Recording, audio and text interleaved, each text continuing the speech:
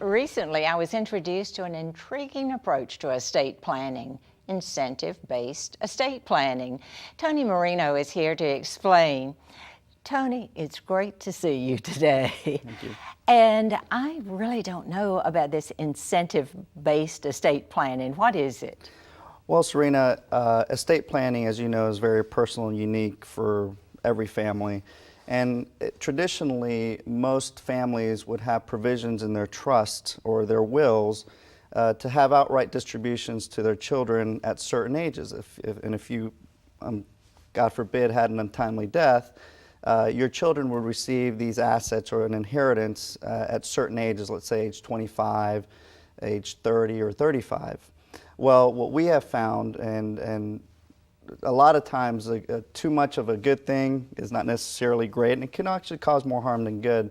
And most families are also concerned with the problems that come with that. For example, with children today, failed marriages, asset protection issues. So really what incentive estate planning will do is have the wishes that the families and the parents and grandparents would want for their children, but give them incentives rather than outright distributions. Give me some examples how this would be structured.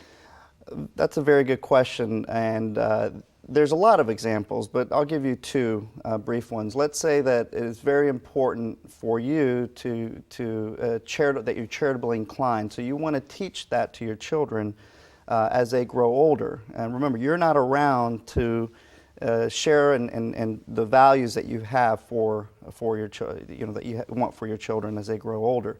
So what you would do in the trust agreements, you'd actually put a provision in there that if they make a charitable contribution, there would be a matching gift. You can also do a family foundation, and that's a great way to actually get your children involved with charities throughout their lifetime. Another example would be education. If that's important for you, you can actually do the same thing where you could set milestones for your children. So as they graduate from college or maybe get a graduate degree or have performance standards, you can also make distributions out of the trust, or the trustee would be able to do that. With these incentive-based trusts, do some people think of it as sort of manipulating from the grave? Yes, and actually that is a concern for some. And I think that there's a balance with everything. You can write these trusts however you wish. And that's why it's important that you meet with your advisory team to share all the things that are so important to you and your family for the benefit of your children. How often do you think this should be reviewed once you've established a trust? We recommend typically anywhere from, you want to do a quick review every 2 to 3 years. Some will make changes more frequently, however, we don't recommend that you have to do that. Well, you've certainly given me some new ideas, because I certainly had not heard of this incentive-based trust. So, Tony, thank you for being with us today. Well, thank you for having me, Serena. I think it's important to realize that everyone has different desires and expectations on how they want their wealth distributed after death.